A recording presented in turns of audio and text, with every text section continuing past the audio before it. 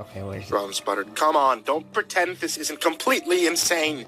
You need to stop this right now before... The director's words faltered in his mouth. It's only a podcast. The look in the intruder's eyes were murky and strange. There wasn't any light glimmering behind that flat, hopeless gaze. There was only darkness. The intruder murmured, oh, hell no, it's too late to stop. It's way too late to stop. Where is he? Ron shook his head and breathed. That's not true. Listen to me, okay? You don't have to do this. We'll get you some help. The intruder abruptly hauled off and punched Ron in the stomach, making him double over with a strange oof. He gave the wheezing director a feral smile and said, I'm gonna listen to fucking nobody, and that's the truth, so fuck you. Fuck me. Fuck the rest of them, too. There's no stopping, my man. We're heading towards the end of the line. Ron took a tortured breath and forced himself to sit up straight. He groaned. Why are you doing this? What's the point you're trying to make here? The intruder stopped smiling. For a second, he looked like a frightened child, alone, lost in the wilderness. He took in a deep, shuddering breath and said, There's no point, Ron.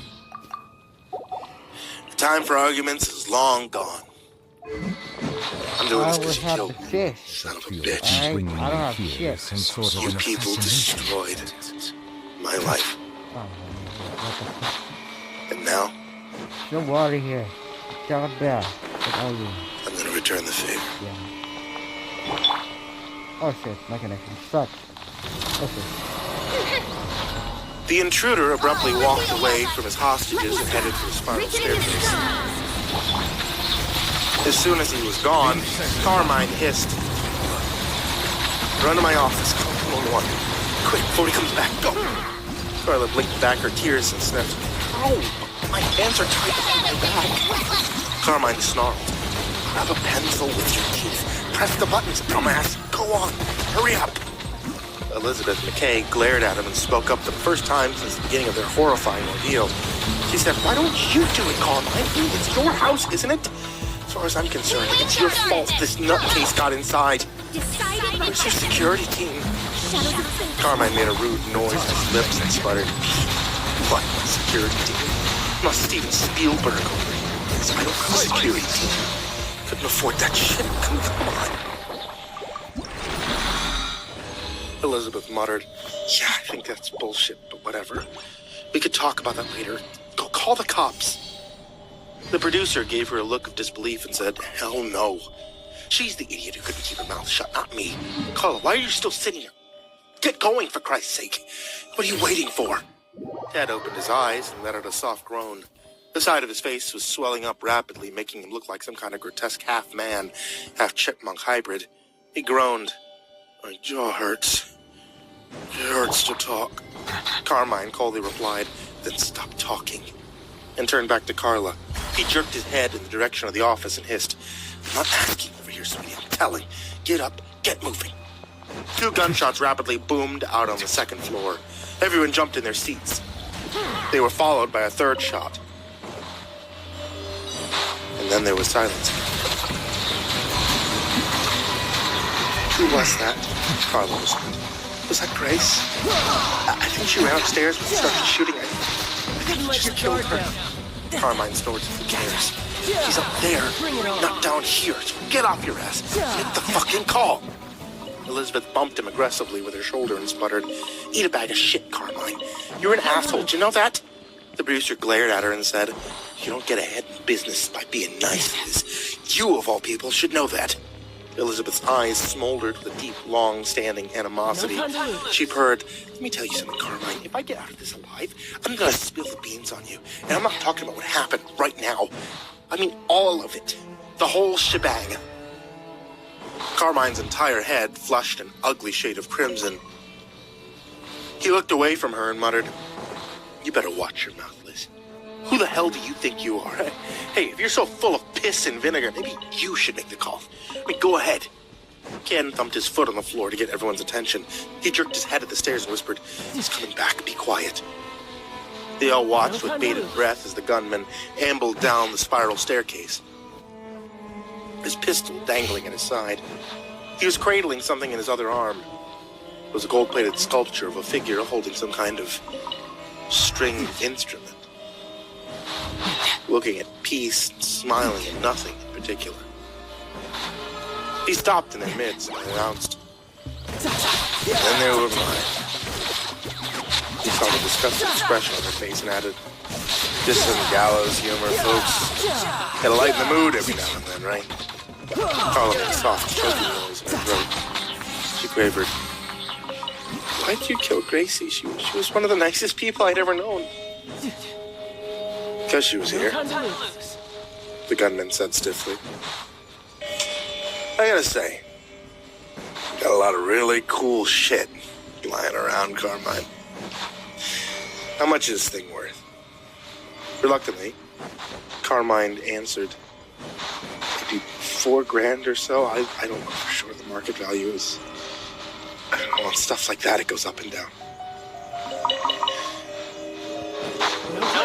"I'm holding a $4,000 knick-knack," the intruder ruled. "You have it sitting on the table beside your bed, getting all dusty and shit. Is it a Hindu deity? I mean, you don't really strike me as a spiritual guy." "I'm not religious," Carmine mumbled. "She's a goddess of creativity. It's appropriate." The gunman plunked the sculpture down on the coffee table and scornfully shook his head. "So you think you're creative, do you? It's fucking funny, my man. You've never created a fucking thing. You've never created a goddamn thing. That's the truth. Your company's just a glorified bank. You finance other people's work in exchange for a big slice of the profits. You able to see how that makes you an artist? Unless you were talking about being a rip-off artist, because that's exactly what you are. You ripped me off. Used my intellectual property, made tens of millions of dollars. And what did I get? Nothing. Not a single dime." He poked himself in the chest and said, "I'm the one who creates, not you. Should have this overpriced paperweight sitting on my table, not you." No, That's not how it works. No. Oh shit. Like, no gold statue. That's how it worked out. You know what really happened? Carmine wisely kept silent. The intruder gave him a considering look and said, "I wake up one morning and I see a DM from someone who's a fan of my work. I don't really have a ton of fans. Anyway, they sent me a link to a movie trailer on YouTube. Watch the trailer. I said, "What the fuck is this?" Lots of an awful lot of short stories. You only guess what happened next? His hostage remained silent. The intruder smiled at all of them in turn.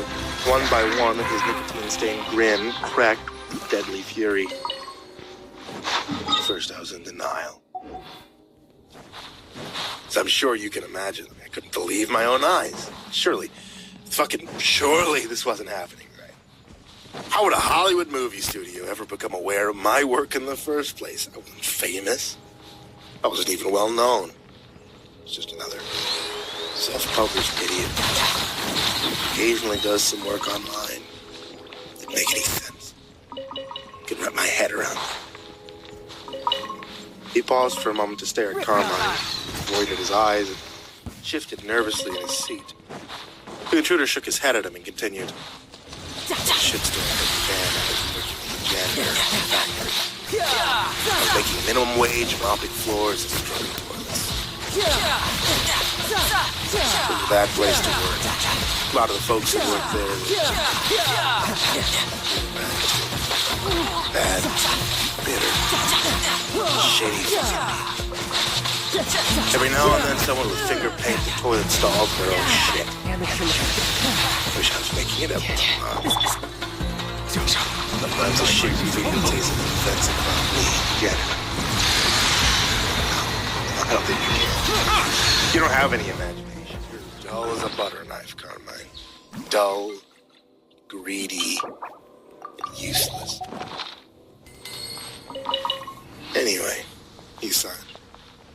I was pretty fucking broke. You know, minimum wage is a fuck all. Money would have changed my life completely. Not only that, think of doors it would open. If I had a screenwriting credit for a big budget movie, it's a hell of a thing to have on your resume. Most writers would kill for something like that.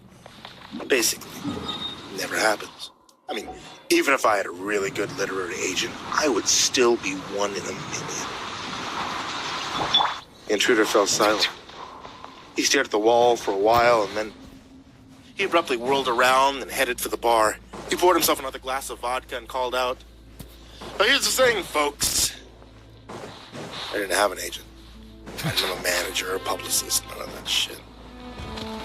I was just floating around by myself on the fringes. Really small fish in a giant ocean. I was minding my own business like a good little fishy, scrubbing my toilets, selling maybe 15 books a month online. Don't get me wrong, fucking sucked. At least something. It wasn't a good life. Hell, it was hardly even adequate, to be honest. It was something. It is better than nothing at all. The intruder marched back to the conversation nook with his drink in hand, his eyes watering from the booze he poured down his throat at the bar. He raised his glass and said, "Toast to our dreams. Beautiful, fragile dreams. They only become reality for the rich and powerful because those fuckers have the cash to make it happen. They also have a team of lawyers. Hear that right, Theodore?" Ted made a small sound in his throat. He began to tremble all over. Everyone could feel a thundercloud of explosive tension building in the air.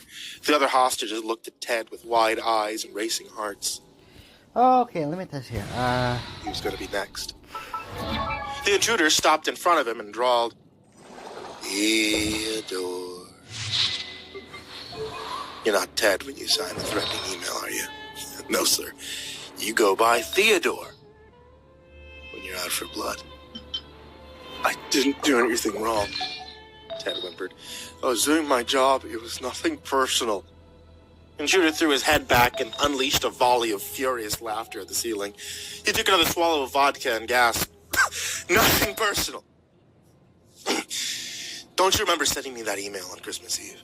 You were pretty hot under the collar when you sent that baby along, weren't you? Christ almighty, the thing was friggin' 10 pages long. You wrote an essay about how I'd regret my actions if I didn't disappear.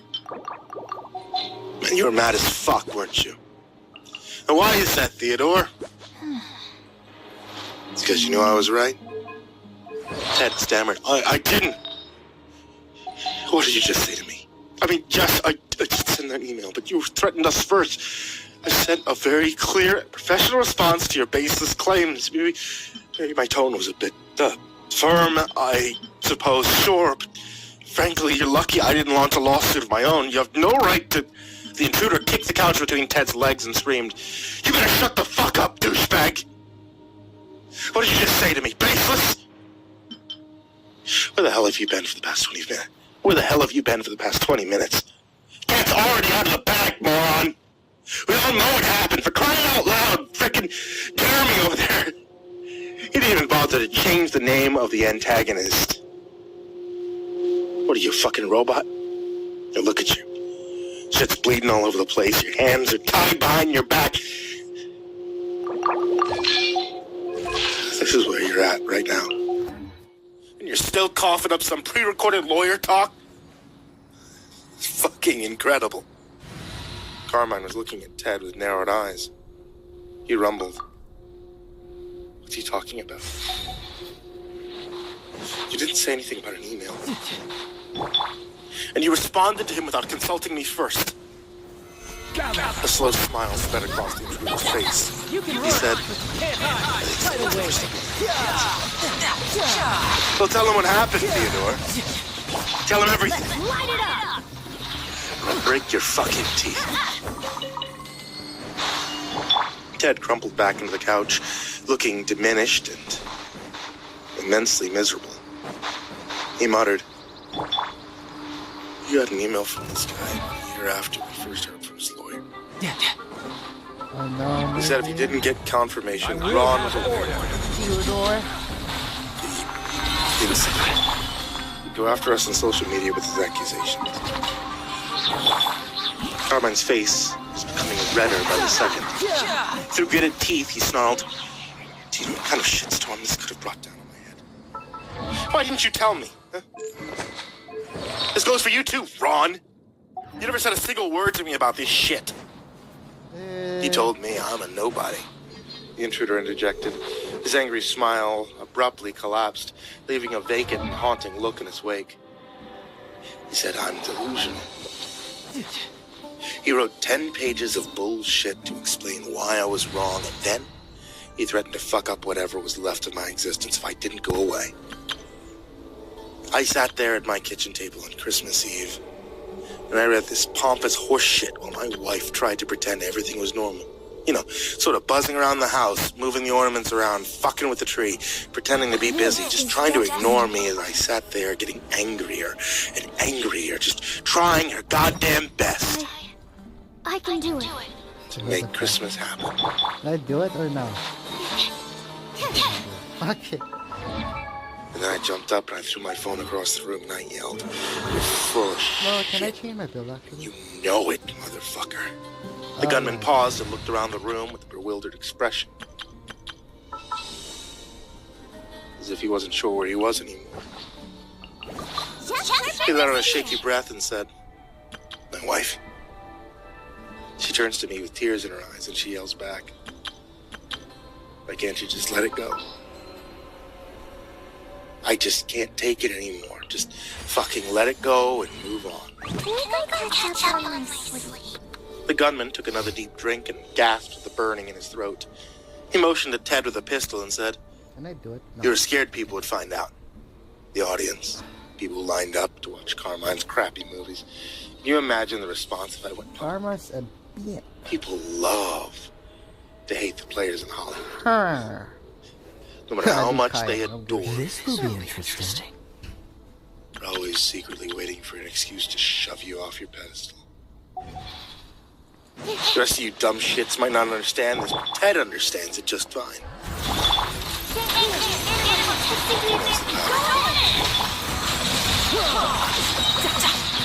He pointed the gun at Ted and asked, "What's your job to do?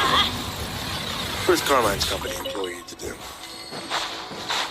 Ted gave the intruder an uncertain look and said, "The head of their legal team." "Yeah, sure," the intruder agreed. "But what is your specific function? What do you do?" Ted blinked at him and said nothing.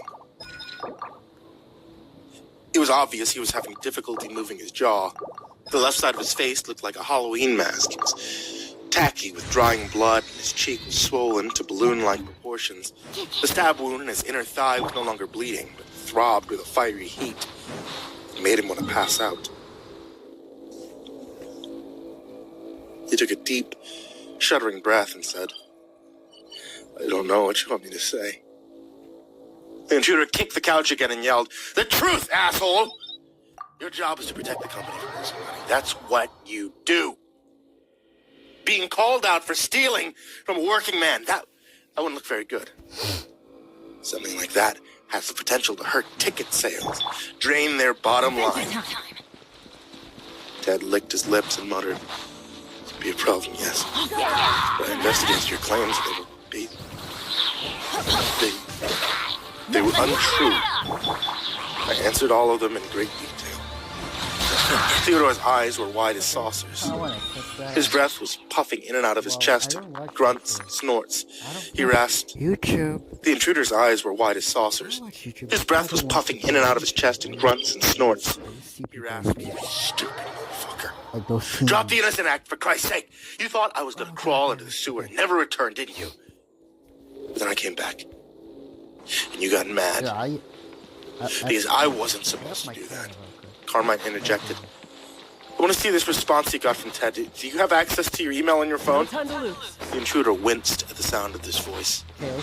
He bent down to look at Carmine directly in the eyes. And he said, shit. I don't have to show you shit motherfucking all. Time to verify and examine the evidence that has long gone. Be quiet. Let me say what He pointed at the director in the roof and shook his head. I don't think Ron ever knew. But apparently he did. Just didn't care. You're a special kind of asshole. You know that? There's all that shit online about how you're a regular salt of the earth kind of guy. That's a bunch of lies. You're another pampered shitbag in the back of a limousine.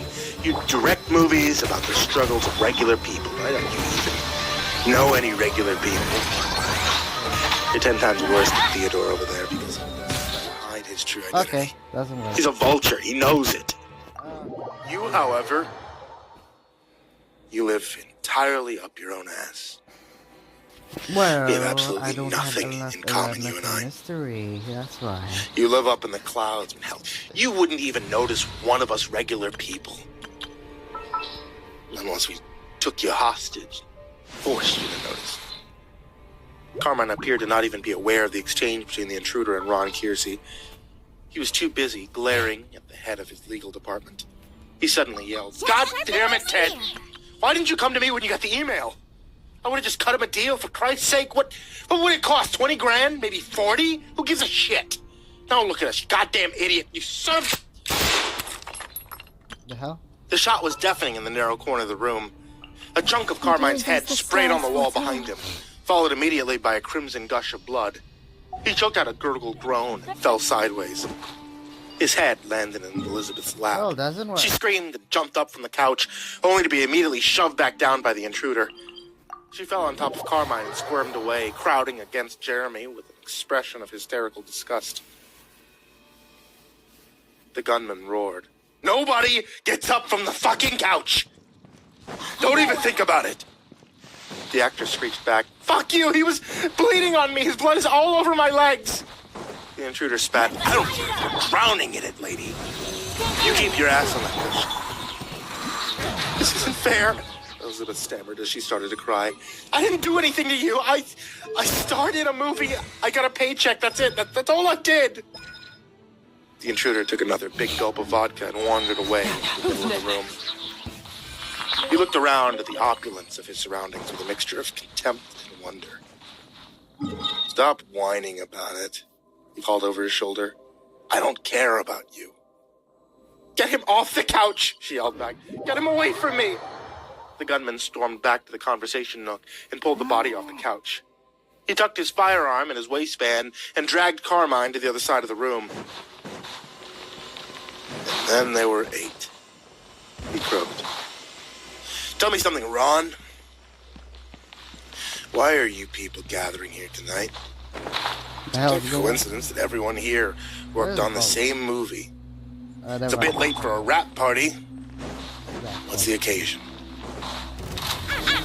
A fleeting look passed between the remaining hostages. Ron flicked his lips and answered with a question of his own. "How did you find us?"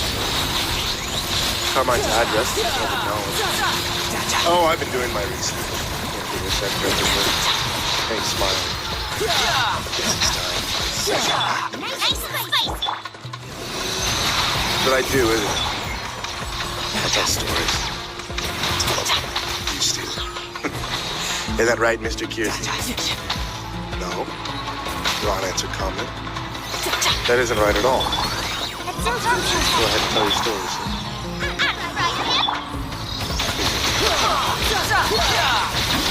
We'll call this Act 2. The aftermath. Anyway, after Ted sent me that charming email, I gave up on trying to contact anyone. Bring it on. I was worried I'd have to defend myself against you shitty bastards in liberal suit. I was terrified I'd lose. Didn't have a lawyer anymore, so I was pretty much fucked. I guess I kind of plunged into a downward spiral. I started drinking again. I couldn't sleep without it. I didn't care about anything. All I could think about was the theft of my work. Writing takes a lot of time, concentration. You don't just shit out a novel in a month and call it good. Research, edits, rewrites, more edits. Never ends. On top of all that, you gotta work to make ends meet. I kept going through the motions for a while, but it wasn't good anymore. I couldn't lose myself in the story. The magic was gone. And that really fucked me up. Losing the ability to slip away into my own imagination, that was even worse than getting ripped off. It was like losing my hands or something. I wasn't whole anymore. I got frustrated, and I got angry. I started being an asshole to everyone around me at all times. No chill, as the kids say. No chill at all. I just hated everything. But I hated myself the most. I was almost to my breaking point, and then I quit my job. Carla softly asked, "What happened? Why?" The intruder ran a hand through his balding hair and murmured, "Well, I used to be a nobody with a dream. Just a nobody. Couldn't pretend to care anymore. I gave him my 2 weeks' notice, and that was that. Told the wife I'd look for another job, but I didn't. She tried her best to be understanding, but how long is that shit supposed to go on? When she started to get on my case about it, I told her I'll devote all my time to writing and I'll make it work. I promise." But promises from me apparently didn't mean jack shit. Because that didn't happen either. I just sort of wandered around, brooded all day. He ran his hand over his thinning hair again and favored his captive audience with a crooked smile. He said, "Look, I got a record, okay? Drugs, petty thefts, and shit like that. Poor people's crimes. I paid my dues. It doesn't change anything. People always think having a criminal record doesn't matter when you're looking for a job, but of course it does. Why take a risk on a guy like that if you can hire someone with a clean background? Let's face it, most people have never been arrested, let alone convicted of a crime. If you got that kind of baggage, it limits your opportunities. It's not fair," Carla said quietly. "Sorry it's like that." "Me too," the intruder muttered. "In my experience, the best you can hope for is temp work in a factory or a warehouse. That isn't saying much. Yeah, I remember working at this one place, warehouse. Had a conveyor belt thing that was so long you couldn't even see where it started. The conveyor was jammed full of boxes at all times. Every minute of the day, there was an endless line of boxes stretching as far as the eye could see. I could stack 8 of these heavy bastards in a wooden pallet, and a guy on a forklift would take them away, and I had no idea what was inside the boxes. Neither did any of my coworkers." The intruder looked at Ron and asked, "Do you know what struck me most about that? No one ever said no. Not once. They'd point and say, 'Hey, you!' I was on the floor day after day doing all the heavy lifting in the summer heat. Thanks for getting our shipments ready on it." Oh, what? All the praise went to the area. Guy who never left his air-conditioned office. Really never stepped on his floors. You see my parallel here? Starting to shave his sweatshirt. He pointed at Ted and commented, "You people somehow managed to find the one thing that was sacred to me. My stupid little ambition. My wonderful little daydream. You found it." How many seconds is supposed to text? Took it from me. I don't know. I did all the heavy lifting so I could take it and make millions. Hey, what did you say when I dared to speak? Told me I'm nobody. A non-entity. No one, nothing at all. Well, look over here, you sticky little coward. Here I am. In the flesh. Ted sputtered. "I didn't say that. Stop getting yourself worked up and listen to reason." "Who cares if I'm getting worked up?" the intruder demanded. "I mean, after all, I'm nobody, right?" 6 second Right. duration. The muzzle of the pistol that. flashed. No, it's 8 second duration. Everyone screamed. Ted, of course, screamed the loudest of them all. He fell off the couch and landed on his back, still screaming. Ted began to push himself along the floor with his good leg, gibbering nonsense words of terror as he slowly wormed his way across the carpet. The intruder stood passively and watched the lawyer's futile attempt to run for his life. His lower lip started to quiver, as if he were about to burst into tears, but his eyes were dry and hot with the fires of vengeance. They had already scorched his soul, and now the flames would also consume his enemies. Tonight they would all burn together. The intruder grabbed Carmine's golden statue and followed after his hated nemesis. He stopped the lawyer's agonizing escape with a kick to the ribs. Ted wailed like a child. The intruder pinned the weeping man with his knee and grunted, "I'm real, you son of a bitch." The statue bounced off the lawyer's forehead once, twice, then a third time for good measure. The intruder rose to his feet and screamed, "You see that, cocksuckers, huh? You see that shit?" Ted was already finished, but it wasn't enough. It would never be enough. The intruder growled like a rabid dog and battered the dying man with primal savagery. Droplets of blood and bits of flesh spattered across the ceiling, the walls, everywhere. The intruder didn't stop until the lawyer's entire head was completely destroyed. When the intruder was finally satisfied, he dropped the statue and rolled away from his victim. He lay on his back for a few moments, panting from exertion and covered in blood. He sat up and gasped. There's no one. Another text. There's not much time left. That lady upstairs was on the phone with 911 when I shot her. Cops are probably have the place surrounded.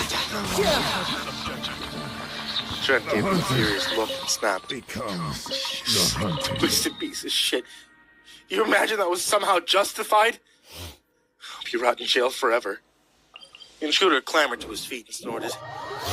We haven't heard from you in a while, Mr. Hero. You're gonna deliver your hero speech now. Go on. Say your piece. Make it quick. Trent grinned right back at him and said, "You've already killed the people who are directly responsible. What do you want now? More attention? Is that it? He wants to say your name? No time to lose. You don't deserve one. Here's the big man with a gun. Keep hiding behind your gun, you pathetic bastard." The intruder gave him an incredulous look. He spat. "The gun is just a lump of metal. Can't do shit unless I squeeze the trigger. Okay, what is this doing? You want to see something really dangerous?" He stomped over to Carmine's wall-sized TV and grabbed something off the end table. TV remote. The intruder seized up a handful of Trent's hair and waved the remote in his face. He hissed, "Now this thing right here, this thing is incredibly fucking dangerous, Mr. Hero. This thing is the motherfucking A-bomb. Couldn't possibly do more damage. Not in 1,000 lifetimes." Trent opened his mouth to reply, but he couldn't think of anything to say. At that instant, a man's voice began blaring from a bullhorn outside. The voice bellowed, "Attention! This is Sergeant Hernandez of the Los Angeles County Sheriff's Department. In approximately 1 minute, you'll receive a phone call on the business line. It's registered to the homeowner. Please answer this phone call." "Yep, cops are here," the intruder murmured. His face was pale, drawn. That look of being lost and afraid passed over his features again like a dark shadow. Elizabeth explained, "Lock yourself up, for God's sake, it's pointless. You're going to die tonight, and neither do the rest of us. But you need help." The intruder gave her a sharp look. He said, "I know what you want. No time to lose. You came here to talk about a sequel." No one answered him. With a guilty expression on his face that came out. The intruder nodded to himself, sorrowful gesture, and he shook his head. Very shook. "You know how I got you? I catfished bastards. Stock photos. Actually Googled blonde bimbo stock photos, used them in my profile. Yeah, it was that easy. Tied him up, kept him locked in the trunk of his car for a while, and I finally let him out. He was more than willing to cooperate." The gunman dug into his backpack and pulled out a script for the proposed sequel. He waved it in the air. "Original screenplay by Jeremy Reed." "Did that all by yourself, did you? Or you're just taking all the credit for someone else's work?" That'd be par for the course, wouldn't it? A telephone started to ring inside Carmine's office. The intruder said, "Excuse me for a second," jogged over to answer it. The hostages strained to hear the side of the conversation. It was very brief. The intruder said, "Hello? Yeah, that's me." What shall we do? He listened for a while. Then he made an impatient sound and said, "Okay, be quiet for a second. I don't have a list of demands. It's not like that. I'm not going to tell you why. I'm sure you'll figure it out later. There's something I need to do. That's it." I'm sorry, can you repeat that? No, absolutely not. You're not understanding me, officer. I don't want any of that. I'm gonna do what I need to do, and when it's over, you can go ahead and blow me to pieces. I honestly don't give a shit. The intruder came back to the conversation nook with an irritated expression on his face. He glared at his hostages with bloodshot eyes and croaked, "Cops want to negotiate. They don't get it. I don't want money or recognition. I don't have a noble cause or a manifesto. I just want to kill you motherfuckers. What? Let's go," Carla squeaked in a tiny voice. "Killing us won't make the situation right. It'll just make you wrong." The intruder zeroed in on her with a shell-shocked stare and murmured, "Why are you even here, lady? You never gave me an answer." Carla flushed as he did. She muttered something inaudible and stared at the floor. The intruder nudged her leg with his foot and said, "Are you here? Speak up." Elizabeth interjected. She was screwing Carmine. That's why she's here. He liked him young and vulnerable. That was his thing. The intruder wrinkled his nose at Carmine's corpse. "You were sleeping with this guy?" "Oh, that'd be rough. Don't get me wrong, though. I got it. Do what you gotta do in this world." Carla narrowed her eyes apart. "I wasn't screwing him, thanks. We were seeing each other for almost 6 months. We were in a relationship." Elizabeth raised an eyebrow and asked, "You really think so, huh?" "Look, I know Carmine for many years. Believe me, he was going to get bored and tossing up a bag of trash. Happened to me too. Happened to a lot of us. And he didn't take no for an answer. He said no, he just do what he wanted anyway. Once again, it happened to a lot of us. And look where you are now," Carla shot back. "I'm sorry if that happened to you, but look, I don't know what I'm trying to say here, but I do know one thing. I'm not a production assistant. I'm an actress, Liz. I belong in front of the camera, just like you. Everyone needs a break sometimes. You got yours, didn't you? I was just trying to get mine." What is he Elizabeth saying, gave her a bud? pitying look. I don't know. She said, "I'm sure you're a damn fine actress. Here's the problem, Carla. There's a lot of damn fine actresses out there. And if you do manage to succeed, you won't belong to yourself anymore.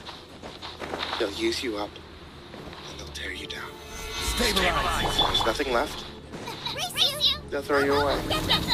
The intruder sat down on the couch beside Ken, unmindful of the blood on the cushion. Couldn't let your guard down. He said, "Parasite me."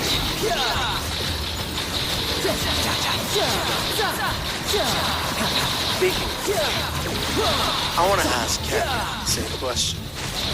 Why are you here, fella? You're not a Hollywood guy. You're a real estate tycoon, right? Maybe that's your story. Caught in the spotlight, Ken's face rapidly drained of blood. He looked down and mumbled, "I've known Carmine since college. I'm an investor at his production company, lending him money and hoping for a good return. That's the full extent of my involvement here. It's Can I just use business." Yankee? "That's a real swell I thing to can. do, Ken," the gunman chirped in a bright, sarcastic tone. "Helping your friends realize their dream is very noble. I used to have dreams too. It was nice to have those dreams. A little bit more. It really was. And it would have been super helpful if I was paid for the use of those dreams. Oh, you betcha. But that's not how it played out, my man. So, now we're here." A light went on behind Ken's eyes. He said, "I'll give you $1 million if you let me walk out that door. Hell, I'll give you $2 million. Let me walk out of here and it's yours." The intruder looked darkly amused by the real estate mogul's offer. He cracked a grim smile and chuckled. Ready for Well, anything. these other people. Bet you're probably the wealthiest person here, living or dead. You're gonna offer to pay them too? Ken stomped his feet on the floor and shouted, I don't care about these people. I hardly even know them, for Christ's sake. If they did something to you, go ahead. Deal with them. I don't give a shit. Just let me leave. A shadow passed behind the intruder's icy gaze. He studied Ken's battered, miserable face and said, Of course you don't care about them. They aren't fat stacks of money. What they do this time. They're other people. Here, come with me. The gunman grabbed Ken by the Give me a shirt moment to and hauled him compose to his myself. feet. He ushered him down the steps to the front door and said, Take a peek out this window and tell me what you see. The intruder steered him in front of the door and pulled open the blinds. Ken gave him an uncertain look, and the intruder said, Go on. Take a look. Ken pressed his face against the glass and squinted into the dark. A few seconds later, a sharpshooter put a round through his forehead. A spatter of red burst from the back of his skull as he fell in a shower of glass. He was dead before he hit the floor. The intruder quickly reached over and dropped the blinds again. A split second later, another shot blasted a hole through the slats and embedded itself in the staircase.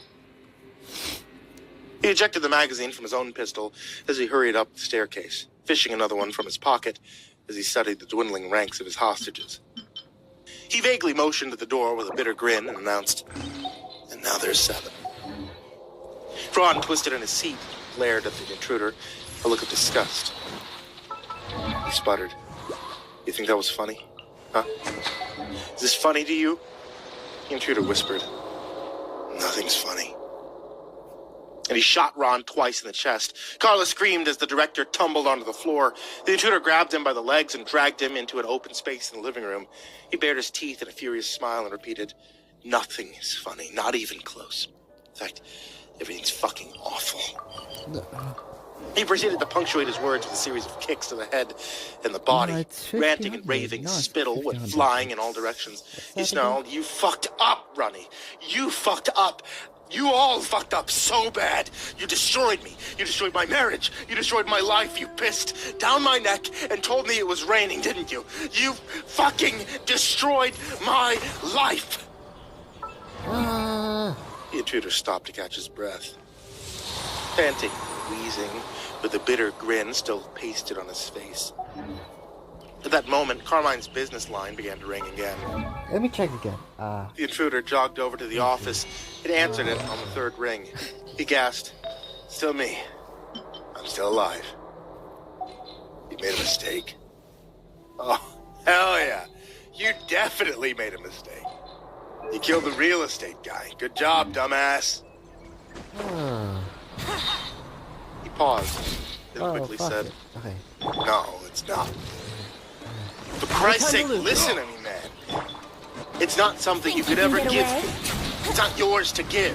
Look, I don't Screw think them. we have anything to talk about. No more phone calls.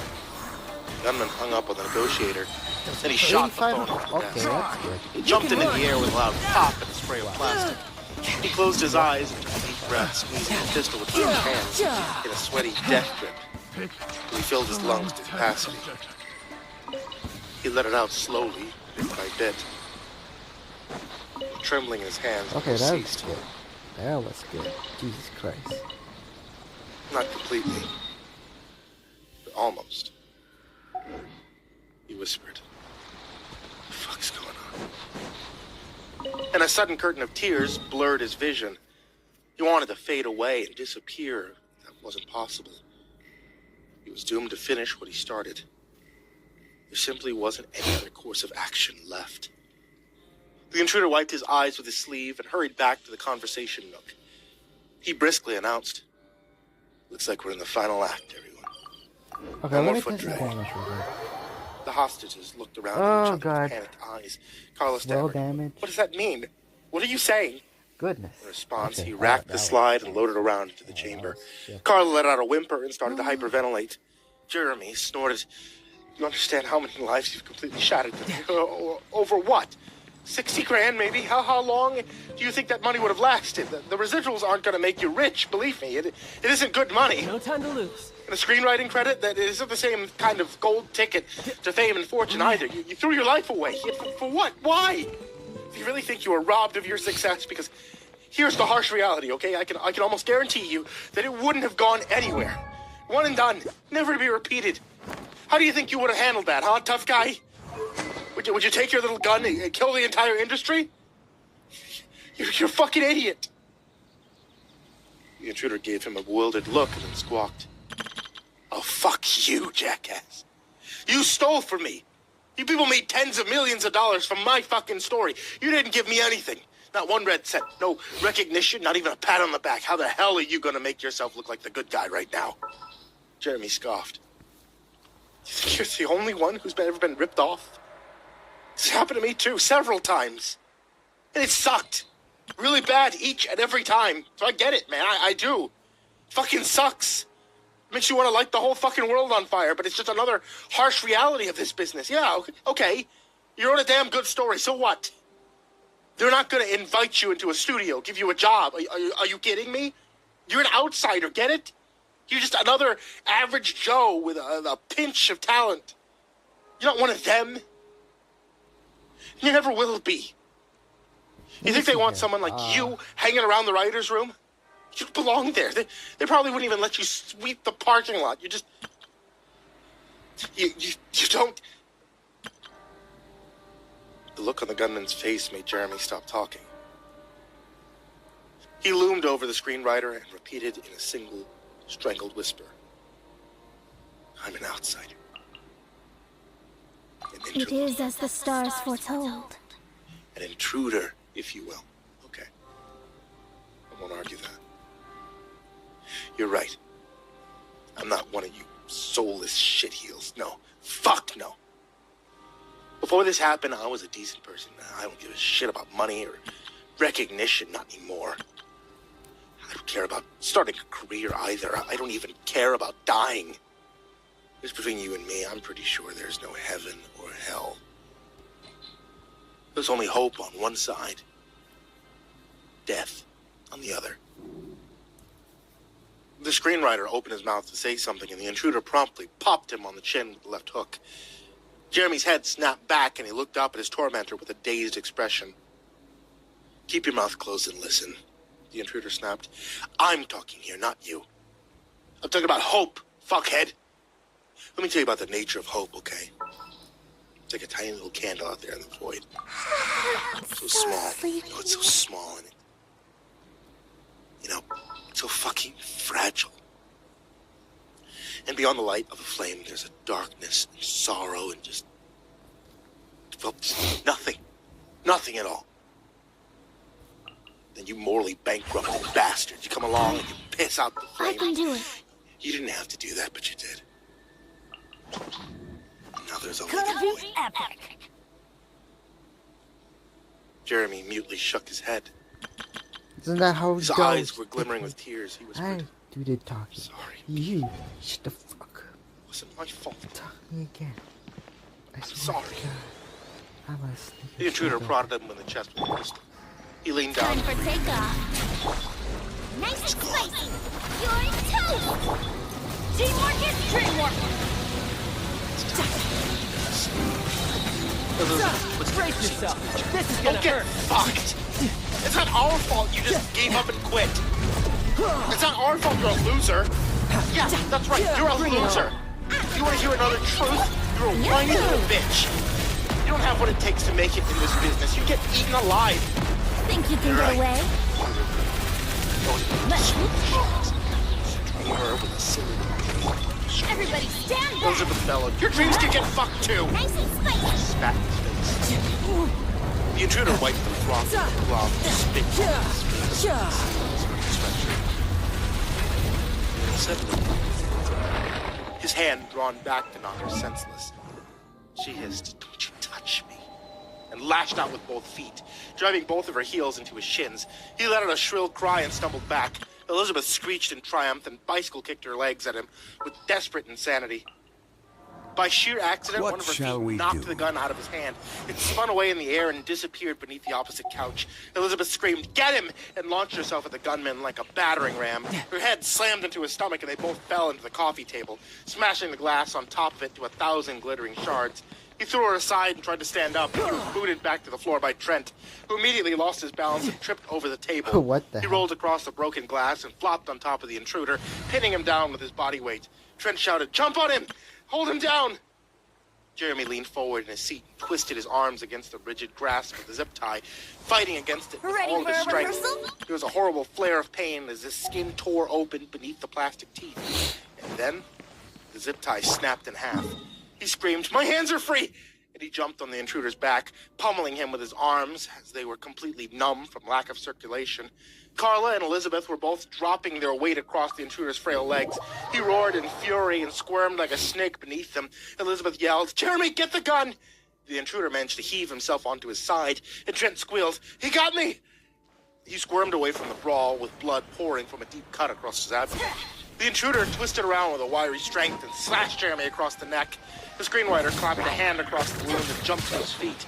He was slashed across the leg as he tried to run for the front door and caused him to fall over the Here we couch go. and execute a clumsy somersault in the process. His neck What was is squirting that? blood beneath his hands. Elizabeth and Carla rolled away from the deadly fury of the knife. They cowered against the couch and begged for mercy. The intruder gasped, "You almost had me." He hauled himself to his feet. Elizabeth had given him a hairline fracture in his shin, but he could still hobble along faster than Jeremy, who was bleeding like a fountain, as he drunkenly zigzagged his way to the door. The intruder caught up to him at the top of the stairs, and he shoved Jeremy headfirst down the staircase. His neck snapped like a pencil on impact. He watched his own blood flow across the marble tile as his vision faded to black. The intruder came limping back with his mouth twisted into a horrible grin. He headed straight for Trent, who was writhing around on the floor with his guts bulging from his wound. The intruder leaned over him and grunted. End of scene. Time to shut her down. The younger man, in surprise for The help, hunt turned to begins. dreadful gagging sounds as the intruder pushed the knife into his neck. Trent stared up at him with The hunt unbelieving begins. eyes, his blood gushing onto the carpet in a stream.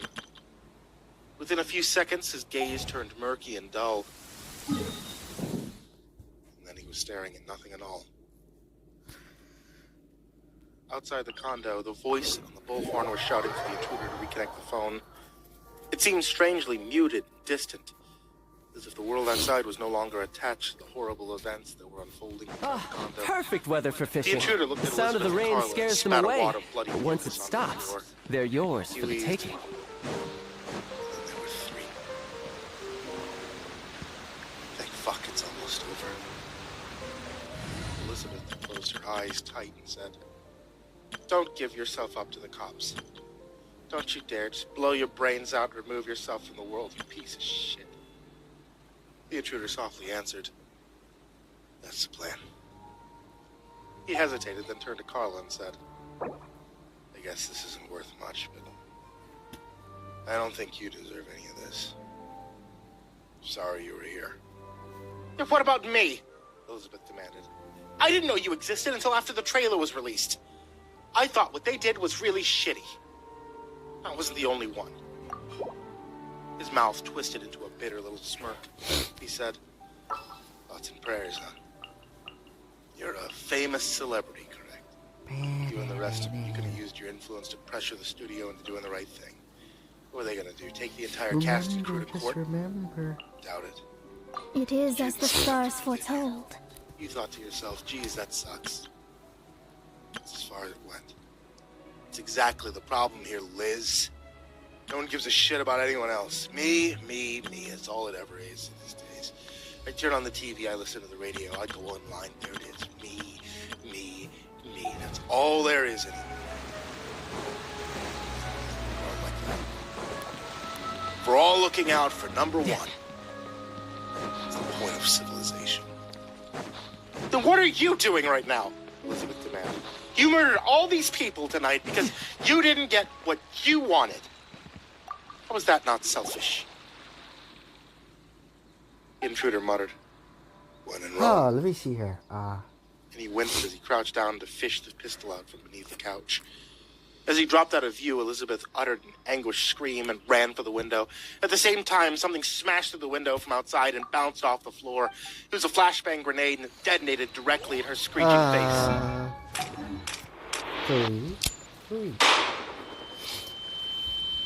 There was a tremendous boom and a brilliant flash of light. Elizabeth's brain was almost jellified by the concussive force of the blast, and her once beautiful features were scorched to the bone. She fell backwards and dropped like a brick to the floor.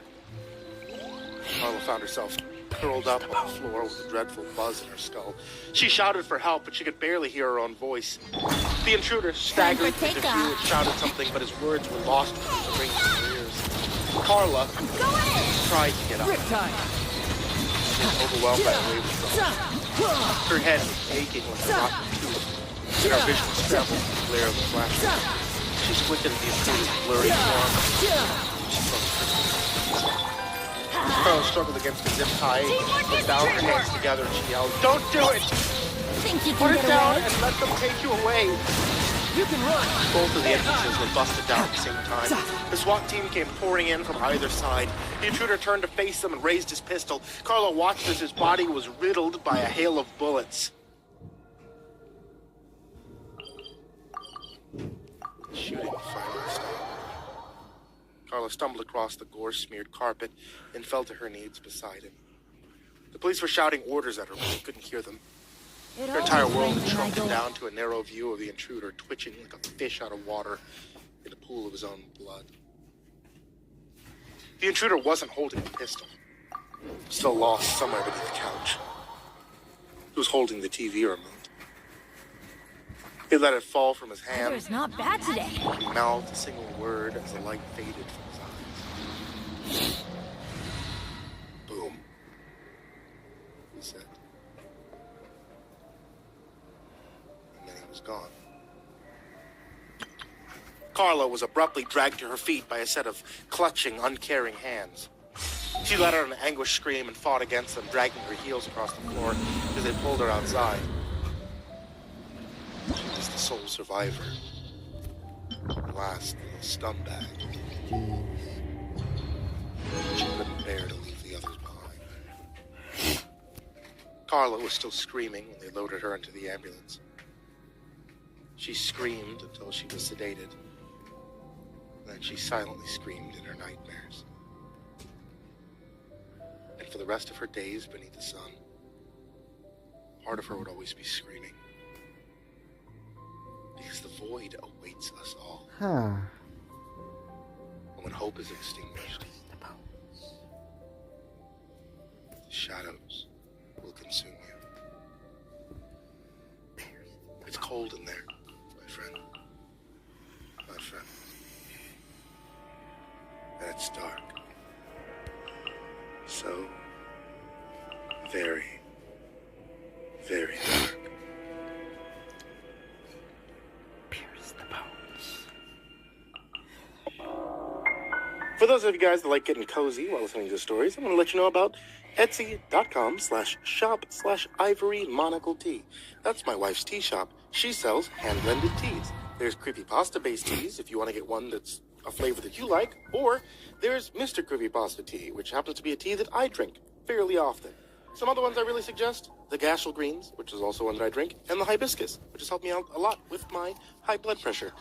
If you guys also like if you want to see like the Hibiscus tea, I think it's also called the Jeff the Killer tea. So, goddamn, Jeff is constantly in my life and there's no escape. Once again, that's Etsy.com/Ivory. Let me A scrub. big thank you too. For Red Color. Take a fence, second bucket, We're in a place in front. Stone, Tendon, Feltina, Emma, Bro, Jada Kennison, Finally the Psychotic, Dante, Kincaid, What Knows, Let's Stop, First Pocket Party, Emma, Jesus Grace, Martin, Here, Totally Mexico, Jerry, Potato Choke, Adamari, Esteby, Pink Talk, Howard and Sex Rock, Zyla Buttons, Angelus, Simone, Surprise, Love it Valley, Pikachu, Red Shadow Cat, Turtle, Carolina, Mr. Marcus Blitz, Michael Lynch, Red Diver, Zero Teaser, Bob, Waste Sam, Talking About, Delta Blake, Holly Sleep, Cake, Dark Might, Sasha Savant, Music Prep, Nephew, Captain System, Raw, Here was Law, Aaron Stormfro, Daniel Polson, all of you guys, I cannot thank you enough. Thank you for being huge support to me. Thank you to everybody who's Wait in a the sec. description down below, and thank you to everyone who can even support $1 I'm on getting Patreon to sick help of this keep the game. content.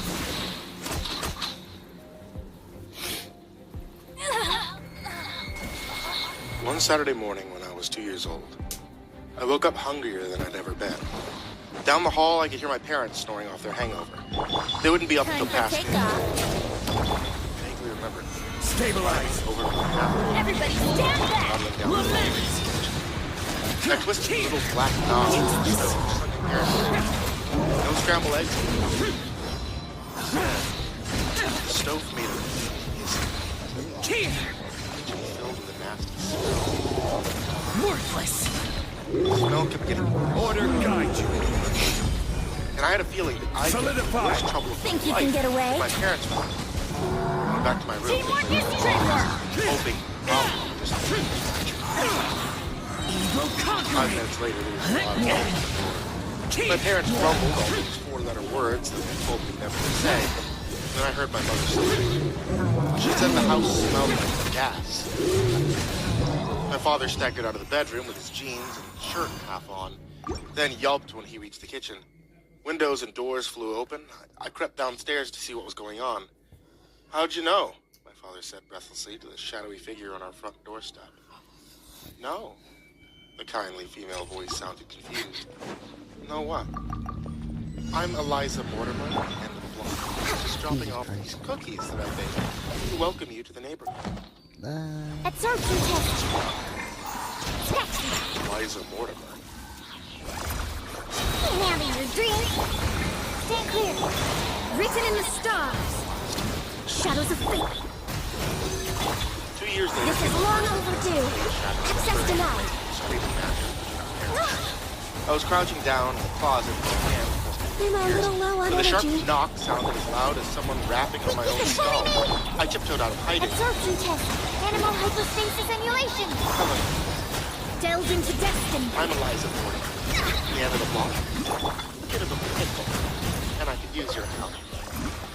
The woman on the doorstep, Yeah. stocky, frizzy Fate brown is upon hair, you. bright green eyes, and round framed glasses. She wore an old-fashioned black dress, All hail. tight belt, and stood with one hand on her hip. Stand The other, clear. she held a small red notebook. Special. Born of ice and frost. Okay. Think you could bully me? Behind Squirrel, Mark stopped. II. I felt my father's damp hand on my shoulder. No Lost touching. blood. If it isn't our favorite neighbor, Decided by destiny. what can we do for you? Well, Animal test 6308. I was all out of Blaze over. Can I borrow Access denied. Stand clear. shrub? Sugar. I followed the broken. Let me scribe. Shake your ass. Animal hypostasis emulation. The wrinkled bag of rock hard sugar. Tell her she can keep it. Oh, this ought to be more than enough. Give your parents my thanks. As I waved goodbye, it occurred to me that I'd never told our odd neighbor my name. Miss Mortimer came by a lot. Time for takeoff. Those were the good excuse. Some cat, Let's light it up. garden hose. Everybody Once she stand would help with the crossroads. Useless. She didn't always arrive. I taught my parents were violent. Always showed up before anyone got serious. Stabilize. I don't know how she did what she did. By the time I was 7 years old, I loved her for it. A little I gliding wanted me to back. spend more Think you time can with get away? my parents didn't hear it.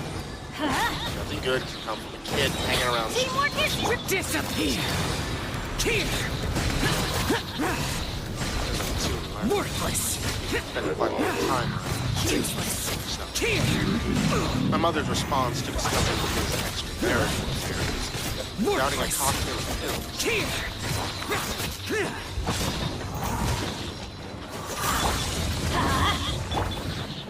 Time for takeoff. Miss Mortimer Yahoo! just happened to have been out for a walk. Gather. This is order. Here we go. With my mother in the hospital, father on his mistress. Miss Mortimer took care of her. Think you can get away? She can stay here forever. Solidify. As I sat in bed, sipping my hot soup. Everybody stand back! Let's look! Evil conquering. Perhaps, though, there's a way. Worthless. Would you like to? Worthless. As Mortimer walked over inside of the door, bent down into a small chalk circle with a series of 5 symbols around. White marks that looked like letters weren't. She gently pushed the door closed. Now, Miss Mortimer, mischievously, put your hand inside that circle and open the door at the same time. I did as I was told. Instead of the drab hallway I was used to, my bedroom door suddenly opened to a cozy room filled with bookshelves, well cared for plants, and an enormous antique desk lit by a single brass lamp. I tried again several times, always with the same result. Look at you! Then when I removed the Fate hand from the circle disappointing. of the door, all was back. All hail! In my house,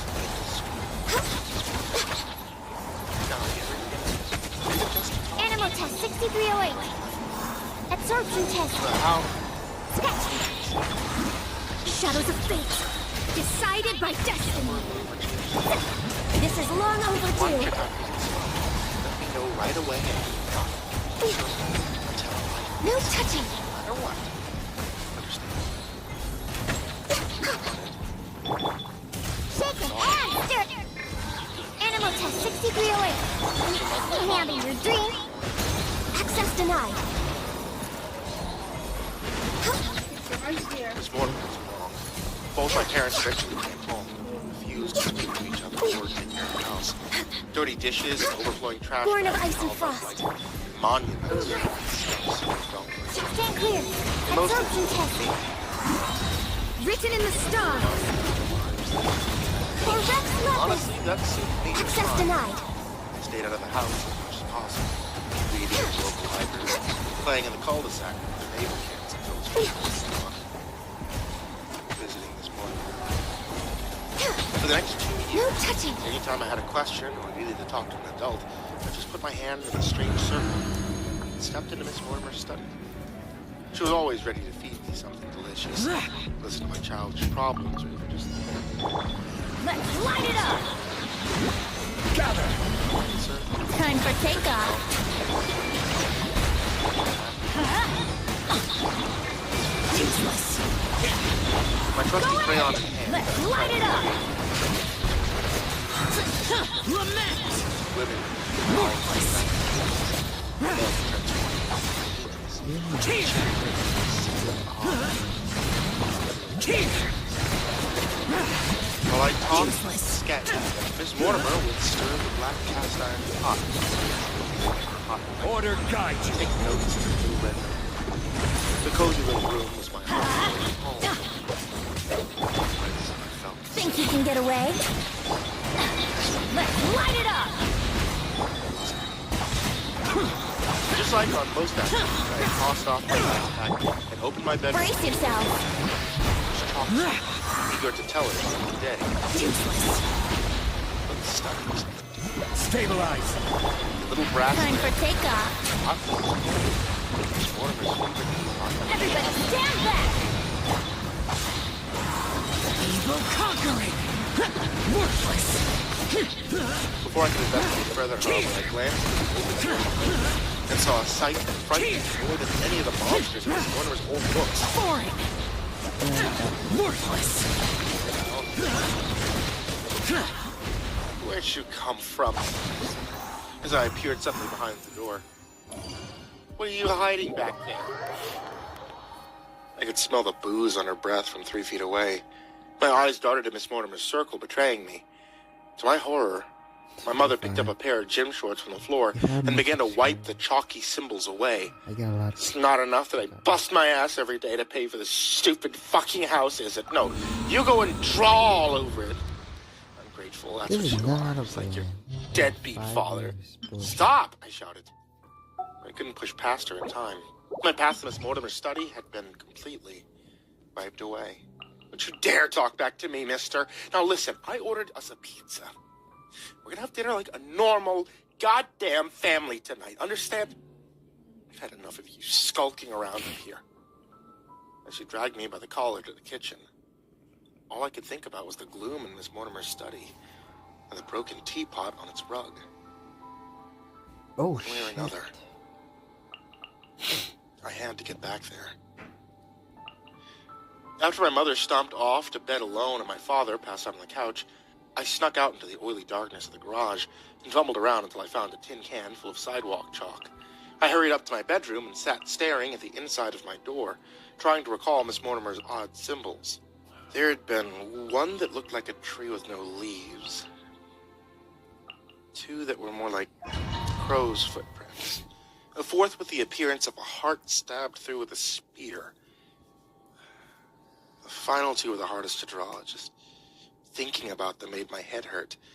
But 10 minutes later, I was pretty satisfied with the circle that I'd redrawn on my door. It's true, what's perfect? New punky. Think you can get away? Put my hand in the circle I'd drawn. Teamwork is strength. Riptide. I wanted to cheer. I'd done it. There was the study, shrouded in darkness. The little brass lamp and the hot plate, both in place, shattered. I wondered if Miss Mortimer Time for takeoff. was right after all. I sprang to the door, sure that she was proud of me for recreating her circle all by myself. But you can't hide.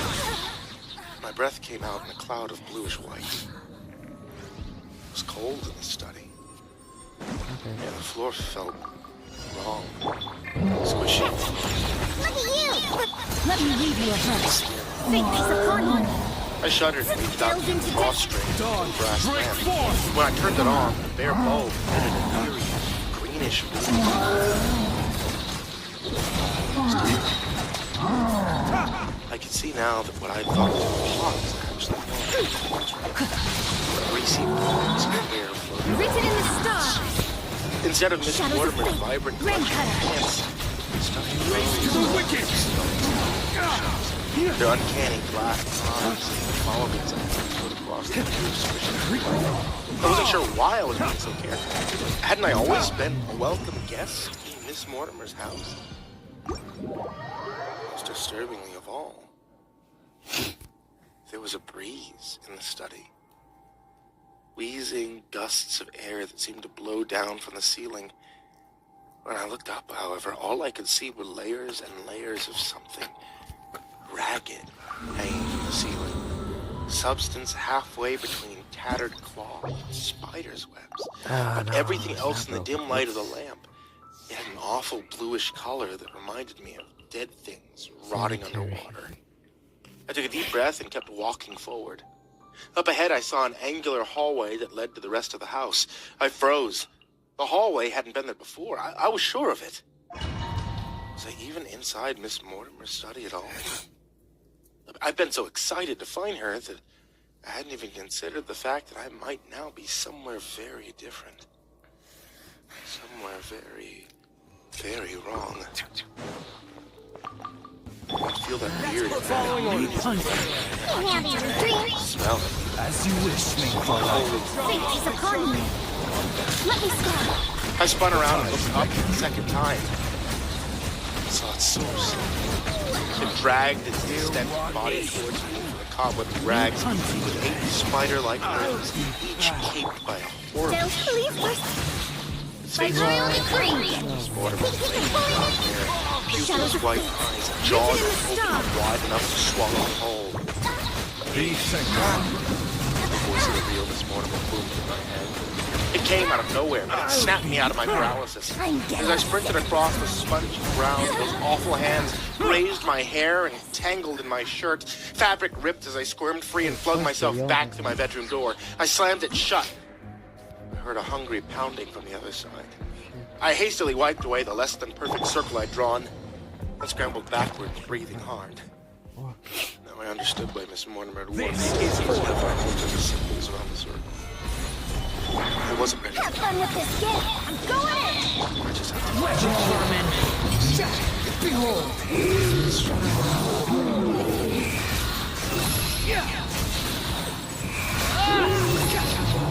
For those those of you guys that like getting cozy, I'll let you know about Etsy.com/ivory-tea. That's my wife's tea shop. She sells blended tea.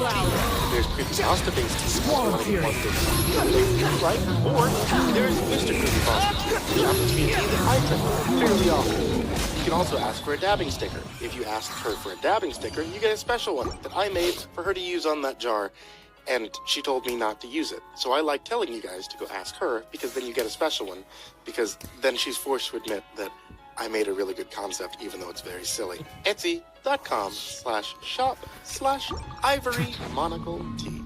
A big thank you to Jordan Alexander Sanchez, Jacob Fensky, Stephanie Butler, Jordan Hunter, Dan Krause, Ripstone, and William Wellington, Emma, Bro, David Kennedy, Eileen Sakot, Dante Kincaid, Cindy Bloody Mojo, Devin Thomas, Chris Fox, Dash Judy, Emma, Jesus Graham, Jargle, Carl, Ever Clark, Nick Kieran, Dakota Lady Wexter, Kimbo Jerry, Crusader Chocobo, Adam Arias, Esther, Nick Cole, Our New Secton, Tyler Voters, Angels, The Clue, Salt Surprise, Levin Calvin, That Creepy Check, Red Shadow, Colonel, Carolina, Mr. Marcus Wood, Michael Lynch, Greg Douglas, 030, Bob, Sam, Pokemon, Delta Blake, Tyler Lee, That's my Sashi Sasaki, Pokemon 509, Second Freddy Krueger, It's a Trail, Massive System, Here This Lost, That's the Red Ray, Pizza Child, Picture Bros, Harris Social, David Bolton, and Corey Fish. And all of you guys, I cannot thank you enough.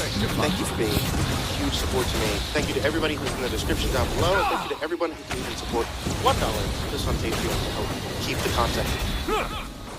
Silence!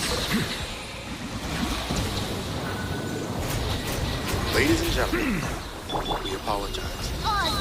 It's time. Let me scout.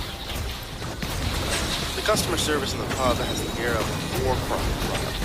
When I inquire whether there was any free tables, the waitress asks me if I'm blind. The bartender stops me from throwing the beer at me. I sit as far away from him as I can, but even from across the room, his eyes watch me with utter contempt. I feel far from welcome, but the beer is delicious, and the food prices aren't as bad as the city center. It's a hot day, but it's cool underground. Order Establishments in Prague. The pub is beneath the street level. Solidify. Vintage beer advertisements from the big Here's the store. Everybody stand back. On the far side of the bar, the foosball machine sits in a beat up box.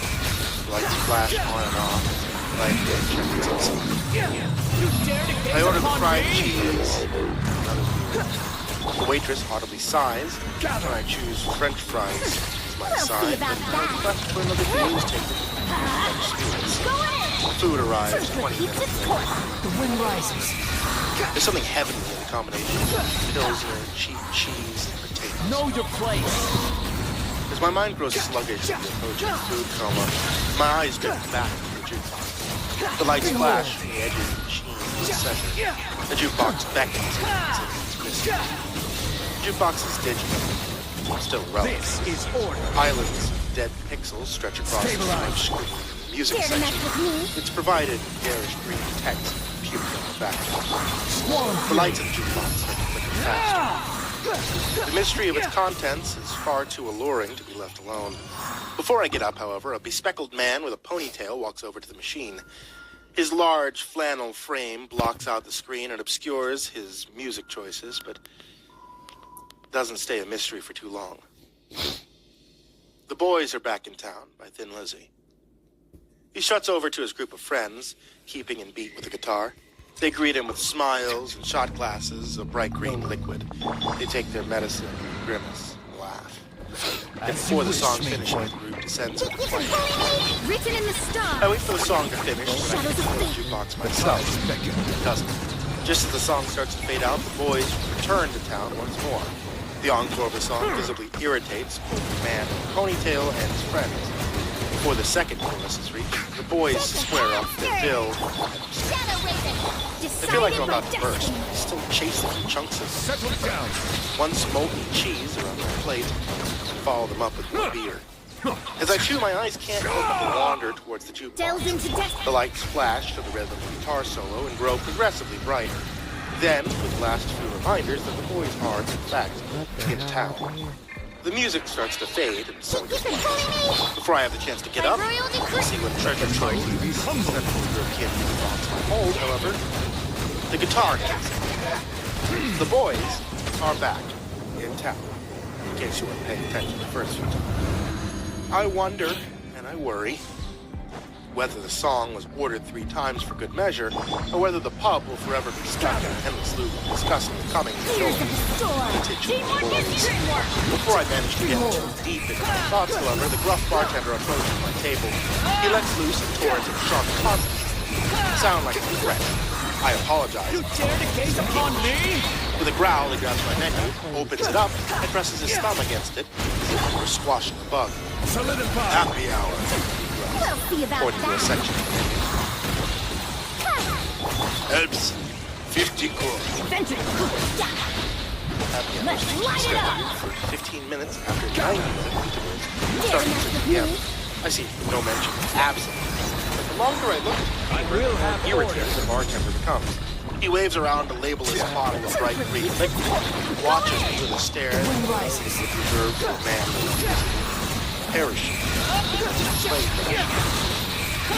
50 mils is just about $2, Nothing worth and the green mentioning. liquid looks exotic enough. I nod, and the bartender wastes no pleasantries before I leave the shop. For the price, I expect a tip. Shot glass bar liquid is bigger than anything I can get back home. When I remark on this, he hisses something to check, and then retreats back to the bar from whence he stared at me, as if I'd done irreparable harm to his family. The glass smells of harmless mint, but I've read enough about absinthe to know the drink isn't harmless. The jukebox blasting Thin Lizzy implores me to let loose, yet the thought of passing out on the street of a foreign continent gives me pause. I find myself stuck in an endless cycle of smelling I the don't shot have glass shield. and putting it back on the table. Challenging. From across the bar, the jukebox goes dark and lights up again. The boys are back in town. It's not absent, don't worry. A voice comes from the table next to me. For the first time since I arrived in Prague, I see a smile. It's Selena, she says. Literally means green. Peppermint. Fate is upon you. We tell tourists it's absent, so they believe they're good at drinking. Great force. She has her own shot glass filled with similar beer liquor. She teaches me how to say cheers in chat. On my third attempt, she finds my pronunciation acceptable. The drink tastes like whiskey, cheap vodka. The face I make after downing it makes her laugh. Her name is Maya. Like She's a local and a tour guide. She's in the pub once every night. Fried food. Pilsner. They have the best cheese in town. Loads of nicer restaurants have cheese in them, but they use good Delve into cheese. depth. You don't want to fry good cheese. That's weird. You want just cheap. Eat them. That's what the secret is. Cheap food should be made with cheap ingredients. Just as she finishes her thought, Thin Lizzy Written in fades the off on the stars. jukebox. When the boys make their fourth, triumphant return, I'm about to comment on it. Yet before I get a word out, Maya wraps her knuckles on the table and gets up. She saunters over to the jukebox, delivers an elegant kick to its side, and stops. By the time Maya returns to the table, the jukebox is belting out a different song. Immediately I recognize the twangy bass line of Nancy's Sinatra's. These boots are made for walking. Rain outlines your fate. Lyrics are for it. Shadows of fate. Harsher. Is that? Yeah. It's good love. Yvonne Renaud, Having a 1966. dream. Decided Tapping by sneakers against the destiny. table in rhythm. We were behind the Iron Curtain for a good 40 years, but in the 60s there was a brief moment of liberalization when music progressed. Prague Time to Spring. act. Know my sword. Then, in 68, our comrades in the troops and a couple thousand tanks to change up. They called it a mission of brotherly assurance. Special military operation. The waitress comes by our table. I ordered another beer and Maya orders cheese. She chooses the baked potatoes and the French fries. Yet the waitress still attends us, convicted of crimes against humanity. Once the oppressive air of the Czech service industry comes on table, I focus in on the strange, rough, consonant-filled version of Nancy Sinatra's Hymn. Are the lyrics the same as the original? I asked. Fate is upon you. He tells me he has something for me Shadows of again, fate. and that something is apparently love. I don't want any love in my home, though, no. All it brings is sadness and strife. I have these boots against love, and they protect their mess. One of these days, these boots are gonna stomp all to bits. Different message, I say. Listen. Yeah. We're just less romantic. The waitress comes back with 2 beers, and after about 15 minutes, she returns with Maya's fried cheese. All the while, Boots Against Love keep repeating on the jukebox over and over again. By then, however, the music isn't bothered. It's simply background ambience to a fascinating history lesson. With the gusto of a well-paid lecturer, Maya tells me about the underground music scene behind this audience. She tells me about Bone LP, Plastic People of the Universe, and how the Scorpions took Moscow by storm. The pub itself isn't without history either. In the 15th century, it used to serve as grain storage, and after the 1968 invasion and the 69 riots, it was used for practice by all sorts of underground bands. It wasn't until 2001 that some enterprising Italian bought the building and established a traditional Czech pub. From across the bar, as Maya breaks talking and chewing food, the jukebox still beckons. Even as a smoky version of Nancy Sinatra's song about stomping hearts, the jukebox beckoning closer. The machine's flickering bulbs challenge you to see what other rare tracks you can find in its catalog. The jukebox's lights aren't any match for mine. She quickly gains my full attention. It's hands down the most historical bathroom I've ever been in. But it smells like any dive back home. From the ancient stone walls, there's even more vintage beer advertisements. And at the bottom of the urinal, sits a plastic toy turtle. Do not steal the turtles, reads a sign, solely written in English. Shit. For a moment, I wonder whether we exist in a godless universe, but then my mind wanders once more. In the ancient stone, not too far from the sign, there's a scratched-out message. At first, I feel as if I had stumbled upon a message set in gold. On a closer inspection, I realized the message is no older than 1999. Scratched deep into the stone by key or nail, reads, Mambo number 6. When I got back, I offered to pay for both Maya's dinner and fresh beers on the table. She doesn't stop. In thanks, she pulls out a YouTube video of another cover. A rendition of Jay-Z's New York, where the Big Apple was replaced by Strawberry, the city which, according to Maya, was known as the Iron Heart of the Republic before the Revolution. Then she pulls up another video. This time, it's a cover of The House of the Rising Sun by communism's answer to Frank Sinatra. Call God. The operatic notes are far too much for me.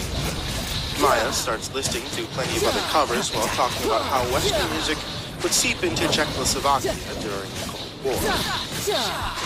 Any cool covers of more recent stuff, I asked? There's a lot of rap that would lift beats wholesale back in the early 2000s, she says, typing something into the search bar. What about 90s music? Think you can get away? Maya's brow furrowed in thought. From the other side of the pub, Yvonne orders her anti-love boots to march as the trumpets kick in again. The words leave my mouth with little thought. Something like Mambo number 6. The trumpets fade off at the jukebox.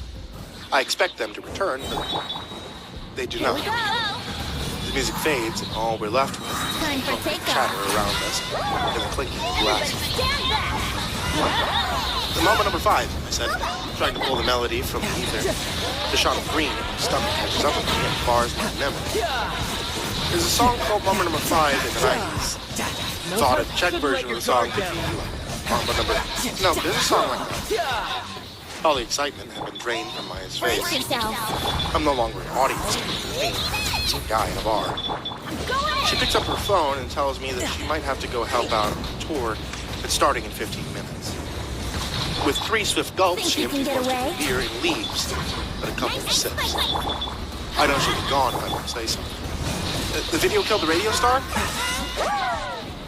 The side of her mouth twitched. Without a word, Maya gets up and jogs over to the jukebox. The machine's lights flicker without purpose. Once she touches it, they calm. Soon enough, they shine to the rhythm of the familiar piano. Here we go. So I invite you home, but first I have to say, I have just 4 walls, and there's nothing in the way. Not even television, really. I don't have anything. Christ, bro. So we all left.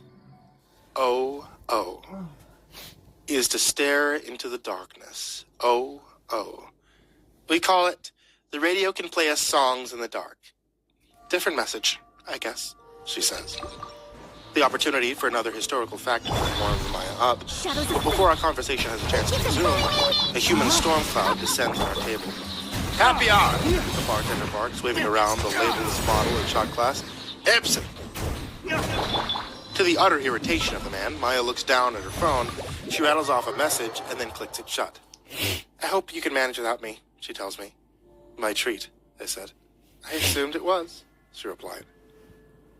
The air is cleared of any memory of Mambo number 5, and is replaced with an ever-repeating rendition of The Radio Can Play Us Songs in the Dark. We drink and talk and mingle with the other guests at the bar. My lonesome dinner quickly turns into a night of shots and foosball and cultural exchange. On the back of the alcohol and good company, I forgot all my earthly worries and lose all track of time. It's not until I'm back in the bathroom that I think back to the one-hit wonder, Mambo number 6. The scratched-out message taunts me as I piss in the plastic turtle in the urinal. Based on Maya's irrational reaction to the mentioning of the song, I promise myself I won't ask about it again. I'm confident I'll be able to avoid the topic, but the confidence stems solely from the blood alcohol content. 5 minutes after I return to the table, I can't help but to ask about Mambo number 6.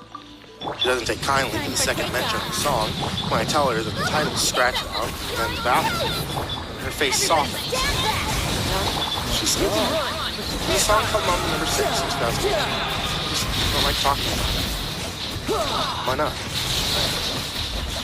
She sighs and gets up. I need a cigarette. Maya finally. Brace yourself. Can I come? I have no illusions about my sobriety. It isn't until the night air reaches my lungs that I realize I've completely lost track of how much I drank. I start to consider retreating back to my hotel and calling it a night. Maya's cigarette smoke lures me into more decadence. Even though I don't smoke, I ask Maya for a cigarette. Without a word, she gives me one. I really love talking about it. Music, especially, you might have noticed, she said, breaking the silence. Pull it up right on Talking faster. about that song. I like it.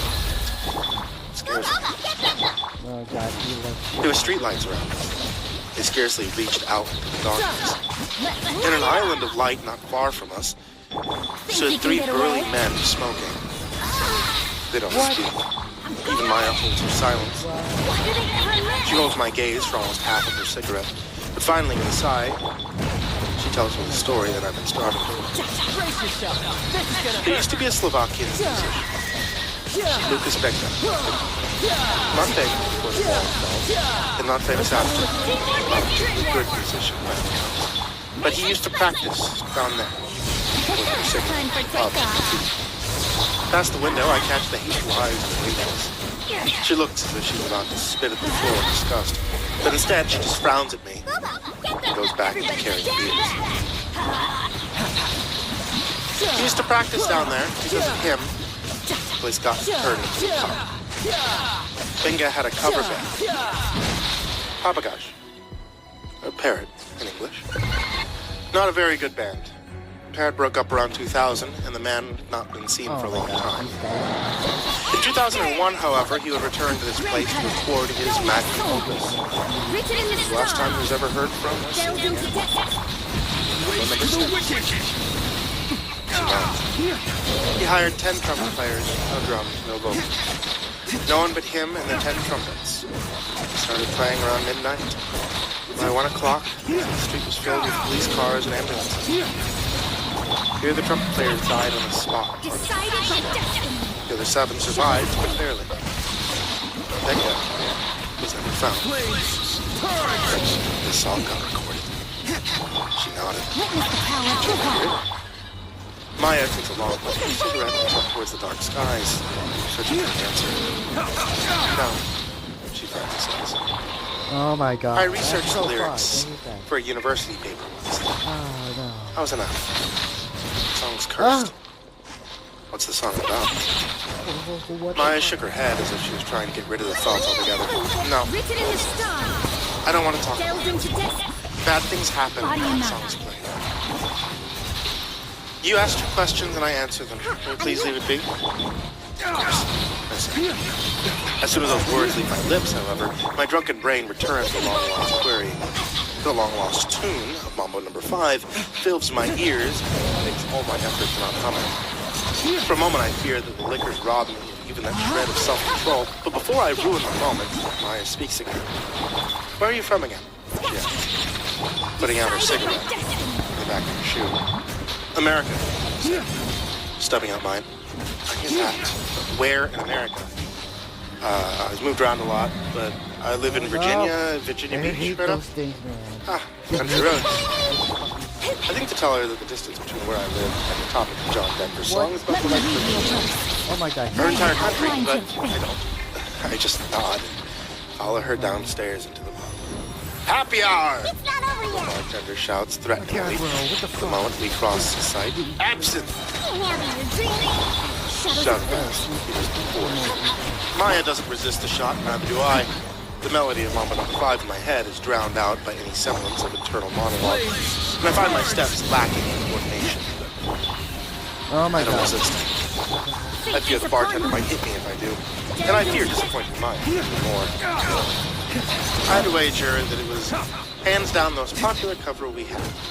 She says, once the glass of green is empty. It's called Lead Me On, Road of No mention of West Virginia, naturally. Understandable, I said, feeling the liquor settle in my stomach. From all the Bolshevik-era songs, though, I find it the most fascinating. The strange pick to cover, granted the circumstances. I really wonder what was going through the head of the bureaucrat who approved the lyrics. What are the lyrics? I asked, trying not to think of Mambo number 5. No. She smiles and grabs my hand and leads me to the jukebox. The pub is nearly empty. There's only a few stragglers left, sorting out their bill with the perpetually angry staff. I know that if I play my cards right, I may end up going home with Maya. Mine's far too full of trumpets to think straight. The machine didn't look to be in good shape across the bar, but being close to it cements its status in the relic of history. The plastic of the machine is so scratched, barely any of its original paint remains. Beneath the dashboard, like stalactites, some primordial cavern, sit chunks of long-chewed gum, the color of picked bone. Even the lights in the machine seemed so alluring from a distance, flicker with terminal sluggishness. Without letting go of my hand, Maya presses a 20-crown coin into the machine and taps out the first couple of letterings of the song. Album art is a smiling man lying on the grass in a dress shirt. Corduroy pants and loafers flash up on the screen. The jukebox tries to remind me of home far away, but my heart is elsewhere. Lead me on, road of mine. Lead me on, even on. Where you end, that's where I want to be. Lead me on, road of mine. I smile at Maya's translation, but I'm barely cognizant. To the wicked! My soul is seized with liquor and mambo. What's that? She asked, nudging me back toward our table.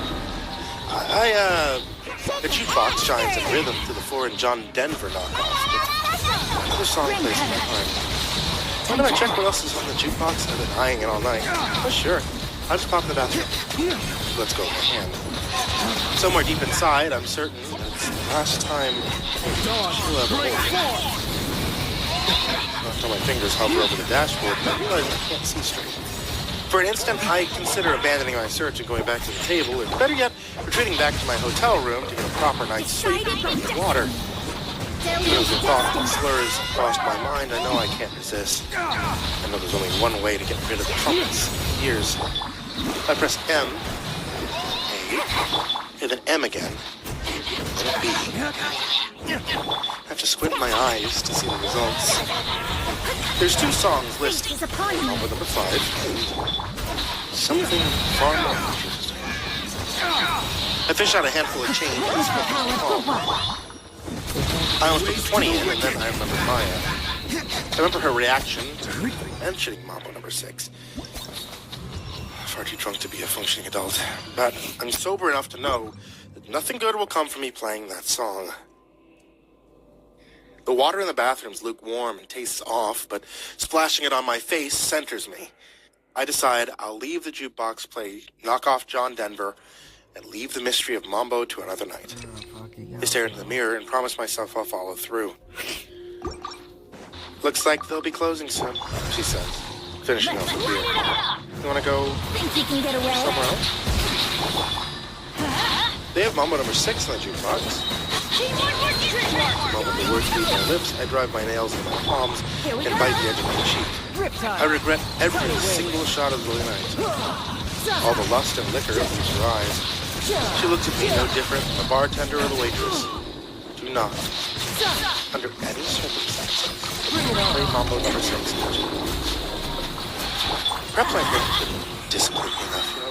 But perhaps they discipline me too much. Either way, I find it difficult to not do something. It's just not. If I'm drunk, that difficult task becomes impossible.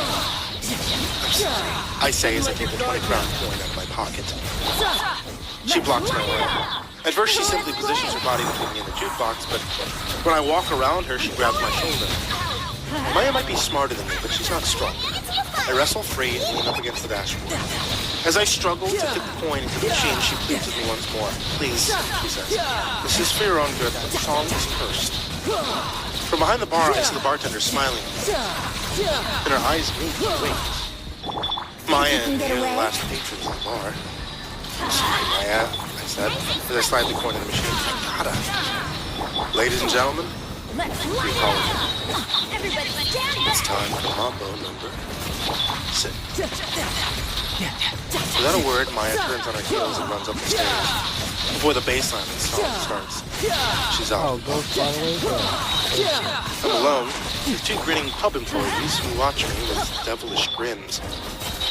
The tune that comes from the jukebox is familiar, but the voice that accompanies it seems to have come from a wholly different Oh my world. god, this guy is It real. sounds tired, angry, and it pronounces each word of the consonant-filled lyrics with utter hatred. The names that Lucas Benga lists into the ether are not names of lovers, names of forbidden gods, horrid cosmic entities, the mortal mind can't comprehend. Though I don't understand the language in which Mambo number 6 is performed, the foreign Oh my words god. grew a primordial fear What within my exactly is right? the music coming from the jukebox is inherently evil. I was right. As the song picks up in tempo, both the bartender and the waitress start to dance. They bump their arms in the air, hitting the light fixtures. They kick their legs to the side, overturning the chairs. They sing along with incomprehensible lyrics with screams. They dance towards me, insisting I join their horrid ritual. While I lack balance, I managed to ascend 3 steps up towards the surface. 3 steps, however, is as far as I got. As I reach the 4th, as I feel the gentle caress of the cold night air in my face, Louis Benga breaks the stream of raspy Slavic words in a single phrase I understand.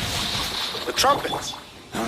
Back to his horrid performance, as if forged in the raw syllables of his words, comes a booming, dark sound no instrument can make. My knees turn weak, and I come tumbling down towards the spinning fists of the bar staff. With what I momentarily believe is sheer luck, I manage to dodge the blows, squeeze myself into the door of the man's bathroom, and breathe a sigh of relief. For a second, I believe I'm safe. With my second breath, I realize the ancient windowless room smells like piss. The once grumpy Czechs were beating down on the soul door with energetic frenzy and joyous screams. The only plastic toy turtles peeking out of the urinals stand witness to my nightmarish ensnarement. From the wall, the scratched out words in worn stone taunt me. Mambo number 6. Oh my god, yeah. Nothing good could come from that song. Oh my god, bro. Horrid music winds down, so does the banging on the door. In my drunkenness, I lose all ability and pattern recognition. For a moment, for a mere collection of seconds, I convince myself the song won't repeat. It repeats. No shit. Mambo number 6 repeats, and as Lucas Benga wails his haunting song, the banging noise on the door resumes with renewed fervor. Too far from well when I hear the terrible call of the trumpets. I drop to my knees once more. There's a sharp pain in the chest. There's a sharp pain in my chest that I regret. I regret starting off my evening. Melted cheese. Oh, what? Shadows of fate. Hey there kids, it's me, Mr. B Pasta, and before we end tonight's story, I'm going to let you know a little bit more about tonight's author. You can hear more from Mike G. Wonder on his podcast, Cabinet of Fever Dreams. Cabinet of Fever Dreams can be found on Spotify, and we'll put that link to it in the description down below. It's a collection of all stories written over the past 3 years, with new episodes every Tuesday, Thursday, and Sunday. A big thank you to Jordan Alexander Sanchez, Jacob Fensky, Stephanie Butler, Jordan Humble, Chance Burns, Dan Travis, Brimstone, Pandemonium, Taltuna, William Wellington, Emma, Bro, Potato Kennedy, Smiley the Psychotic, Dante Kincaid, Cindy Bloody Mojo, Dennis Falcon, First Fox Carla, Bastion, M, Jesus Correa, Gargle, Chronicle, Amber Clark, Jake Here, Dakota Lane Whetstone, Imbo Jerry, Taylor Chocobo, Adam Arias, Esteby, Nick Cole, Howard and Sexton, Xylophone, Angel Lights and the Blues, Paul Surprise, Love It Calvin, Beck Beacon, Red Shadow Cat, Colonel, Carolina, Mr. Marcus Blue, Michael Lincoln, Dirty Diner, 030, Red Box, Voice of Sand, Fight Melted Lake, Holly Sue, William King, Darth Michael, Sasha Sasaki, Coconut 509, Cricket, Betty Kruger, Lisa the Crowd, Baby's Nephew, Acid System, Mom, Huey the Sloth, Festus Lampshade, Lisa Kyle, Richard the Pro, Aaron Stokeville, David Polson, all of you guys, I cannot thank you enough. Thank you for being a huge support to me. Thank you to everybody who's in the description down below, and thank you to everyone who can even support $1 just on Patreon to help keep the content. Written in the stars. Delved into destiny. Throughout the years, I've had my share of quirky and strange humors, right? But none quite as interesting as Eliza Moon. I met her during my second year of residency with Baylor Medical in Dallas, and from that very first encounter, she immediately caught my attention. I was just stepping out of the elevator and jiggling my keys when two people shoved their way out of emergency stairs and up against the wall. One of them was a tall, slender redhead with a curvy figure and a short black dress with stockings underneath. She was gorgeous, audacious as hell, but I immediately felt dirty for thinking such thoughts about a woman that was clearly old enough to be my mother. The man that was pinning her to the wall was younger, though, probably 2 or 3 years older than I, and muscular as heck. The two of them were kissing and moaning like two animals, and I rolled my eyes in disgust. "Get a room," I muttered, as I went into my apartment and closed the door. Even then, because of the thin walls, I could hear everything they did that night. And as embarrassing as it is to admit, I was extremely turned on by the vitality and sexuality of this woman. I was jealous, too, of a life I probably would never be part of. 2 days later, I found out her name, thanks to another gentleman caller that she had. This one was a Spanish dude that yelled and cussed at her when she threw him out and threatened her. Once again, I was caught in the middle, and once he was gone, she ran out into the hallway and tossed his clothes like they were garbage.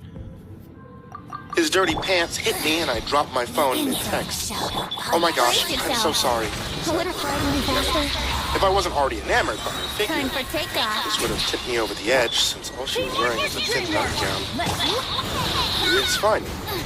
Sorry about whoever he was," I said nervously, as she passed the phone back to me. "Well, he's nobody, hon," she said, crossing her arms in front of her chest. And then, her eyes drifted up and down my figure, like she was sizing me up. I felt so uncomfortable and had butterflies on my stomach that I didn't even pay attention to the questions she was asking me. She was waving her hand in front of me and muttering, "Are you deaf, sweetie?" I said, "What's your name?" Richard Ross, I told her. She told me her name, and I memorized it like it was the only thing in the world that mattered. Out of my sight. You look to be about my son's age. Brace yourself. "Have a good night, Richie," she said with a smile. Closed the door. I'm not afraid to admit that I loved her calls, Richie. Hey, what can I say? I haven't been laid much since I started the job, and this Think you woman, can get away? her sexuality was driving me stir crazy. Every time she'd bring a different man home while I was out late doing studies, I would hear her and I would rock the bed. I would lose all concentration and just have to take a cold shower. Eventually, I realized that I would need to work on the courage to actually stop taking moves. After all, some of these men were even younger than me, so what was the harm in me giving it a go? I was too short not to take Time risks. for takeoff. I said those types of boosting phrases about a zillion times before finally deciding to go over to her apartment one night and ask her on a date. My plan was simple. Use some cheesy pickup line, return some mail they got accidentally placed in my box downstairs. Shouldn't let your guard down. Yep. Instead, That night changed everything. Her door was slightly ajar, so her and her latest boy toy were in such a mood that they couldn't bother to close it. I was just about to turn around and go home, deflated that I'd come on a night busy, when I heard what sounded like a bone crack. A squeal of pain. Immediately, I thought she was in danger, so I pushed the door open and stepped into the dark room. I heard what sounded like soft gasping, whispered her name. What is that? You okay? Everybody, I saw the police on me when I went into the small den of the apartment. The noises were coming from her bedroom. I felt wrong to intrude on this, but I felt like she might be in some kind of danger. The sound of pain was getting worse each second, and my curiosity got the better of me. What I saw, time for takeoff. something I doubt I'd ever get out of my mind. At first I could make out just the curve of her back. It wasn't the same way that I was used to seeing it at all. It was almost like she was twisting her spine around the man she was straddled. Her body stretched and constricted to surround him the way a bow. As my eyes adjusted to the darkness, I realized Brace yourself. This is gonna hurt. exactly what was happening. She managed to contort her entire body and was suffocating the man the way a snake might when preparing to devour its meal. Her breasts were pressed tight against the man's face as he lost all consciousness, and then her mouth was stretching, detaching her jaw to allow room for her to swallow it whole. Let me In the middle of this horrific scene, her sparkling green eyes darted up and focused directly on me. Not knowing what else to do, I ran. I didn't look back until I made it to my apartment and bolted the door shut. I hardly had time to even catch my breath when I heard a sharp knock at the door. Gazing through the peephole told me that it was my sultry neighbor standing there in his gown, her midsection showing and no underwear underneath it. Her torso was still covered with lover's blood. Richie, I need you to let me in, she said, in the most sensual voice. I closed my eyes, trying to shake away the visions I had just seen in her apartment. I'm sorry you had to see that, Eliza told me. If you let me in, I can explain. I saw her lick her fingers, savoring the last bit of the man she'd just ripped the head off. I thought for sure she was going to smash the door in and smother me. I wasn't sure whether I found that idea sexy or downright terrifying. Surprisingly, I left my own devices. I slid down onto the apartment carpet. Let me read you a verse. Let me scout. My God. I just sat there listening to the sound of her flinching her meal, My God. shuddering involuntarily. Written in the stars. Please. Delved into destiny.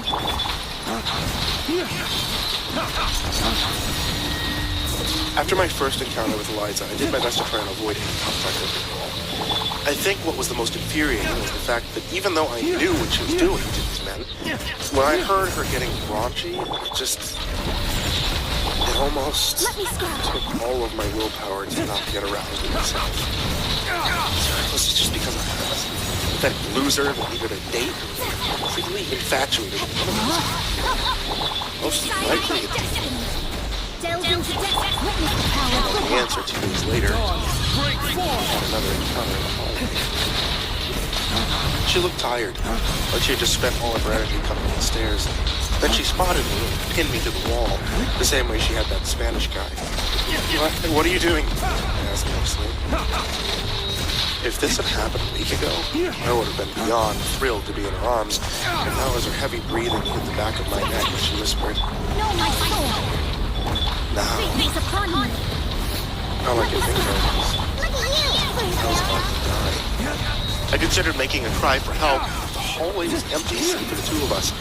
And the other half of me wanted this badly, even if it did mean that I was just going to wind up on wheels. I was thrilled. Enticed all at once. Let me read you It didn't last for long, feeling excitement and titillation, because I watched before my eyes as this beautiful woman transformed into a monster from legend. First it was her teeth, those powerful rows of pearly whites suddenly becoming elongated and pointed, the way I'm sure most What? I got it. artists rendered vampires. And then it was her tongue. It unnaturally split down the center, forking and sliding towards my neck, as though she were scenting where best to incapacitate me. Would I even feel anything? Or would it just be a slow, cruel death? Her power over me was unbearable, and I wanted nothing more than but to give in. Her seductive green eyes now took on a hypnotic presence. Nothing else in the world mattered except to become her prey. Her neck stretched, her jaw detached itself in order to prepare to feed, and then, But imagine, like, what's that again? I saw shock in her eyes. It's like Shao, but I was pulled from her trance, and I realized how close to death I'd become. My arms were bruised, my legs paralyzed by her grip. the hell is this? And what was it that broke her ritual? It took me a second to see a man standing in the hallway. And it was he that pulled her from her next meal and tossed her aside like a rag doll. It took me another few moments to recognize that it was Julio, the angry lover she had thrown out days before. How could he possibly overpower this goddess? As I stumbled backwards and fell to the floor, I realized suddenly that Julio no longer looked human himself. His chest was exposed and revealed cracks in his skin that resembled a molten rock that threatened to burst from a volcano. His hands were sandpaper, coarse and brittle, but clearly not made of flesh. In his eyes, his perfect composure was now broken as his visage revealed actual fire blazing behind his irises. Eliza was not happy with her interruption and immediately hissed back at her ex the way a spitting cobra would. They were going to fight, and if I didn't get out of the way, I was going to be collateral damage. I crawled backwards out of the way as Julio moved towards her again, slamming his fist against the wall by her head. You dare disobey your master, Julio said in an inhuman voice. His fiery fury was threatening to spread towards the other parts of his body. Eliza didn't bother to apologize. She snarled and hissed and leapt towards him, her fingernails resembling sharp claws. I was only a few feet away from the door. Escape would be easy. After all, Eliza had just tried to kill me. And I didn't feel like this was anything a mere mortal would be involved with. But I felt the kindred guilt was considering abandoning her. Especially as I realized that Julio was likely the stronger of the pair. He was easily blocking her blows, and when he did attack, he caused her perfect skin to appear burnt.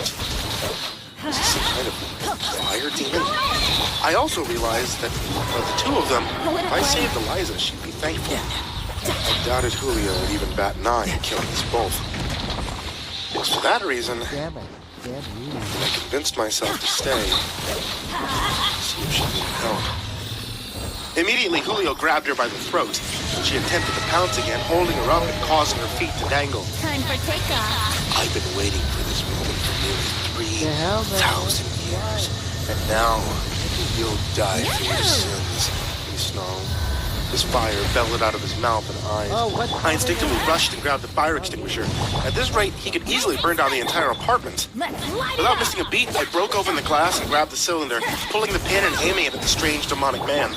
Eliza was screaming and shrieking as he tightened his grip and tried to collapse her airways. And then I pointed it towards him, squeezed, sweeping the foam towards his fiery body. Julio let out a roar of frustration and dropped her, futilely trying to block the steady stream with his hands. I barely had any time to know what to do next, nor had I planned ahead. In a few moments, the fiery monster would be charging, and the only hiding spot was my apartment. Either way, I went over to Eliza and helped her up, limping towards the door and hoping that this would work. She seemed paralyzed the moment that I tried to get her through the entrance. Behind her, Julio was laughing, spitting out more fire, eager to make us both angry. Invite me, Eliza said desperately as I tried to pull her over the threshold. It sounded like a silly ritual, that such a simple act could save her. It did. A few simple words, and she fell into the den of my apartment, gasping for breath. Meanwhile, her hot-headed ex was stuck at the barrier, glaring at me. You shouldn't have gotten involved. As soon as you leave this place, I'll kill you. And I'll kill everyone you care about, he said. I could see that the extinguisher had caused some damage to the left half of his fiery face, his skin cracking and collapsing in on itself as he winced in pain. And you're only fooling yourself if you think that snake won't feed on you once she's at full strength.